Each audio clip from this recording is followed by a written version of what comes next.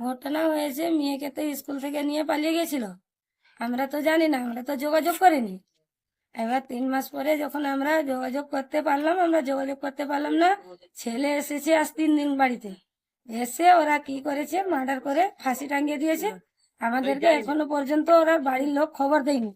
আমরা অন্য লোকের কাছ থেকে খবর পেয়ে আমরা যখন সেখানে ফোন করলাম, মোবাইল সুইচ অফ। আমরা যখন বস্তি থেকে যোগাযোগ করে বের হয়ে এলাম, ওদেরকে প্রশাসন ফোন করলো যে লাশকে নিয়ে আমরা থানায় চলে এসেছে, তোমরা এখানে আসো। আমরা তো জানি না, আমাদেরকে সিভিল বললো যে আমরা ডেড বডি নিয়ে চলে এসেছি। কে বা কারা এই ঘটনা ঘটিয়েছে?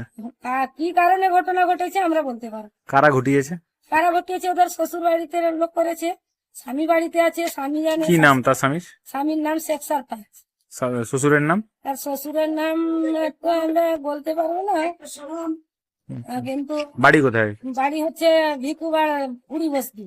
আর মেয়ের বাপের বাড়ি? মায়ের নাম হচ্ছে জৌসন বিবি। মেয়ের বাপের বাড়ি? মেয়ের বাপের বাড়ি চক ইসমাইলপুর। কি মনে করছেন আপনারা, কি করেছে? আমরা মনে করছি ওই মার্ডার করে ফাঁসি টাঙ্গিয়ে দিয়েছে। আমাদের ভিডিও কতদিন আগে বিয়ে করেছিল? কতদিন আগে মানে 3 মাস আগে নিয়ে তারা বিয়ে কবে করেছে আমরা জানি না, আমাদেরকে জানাননি।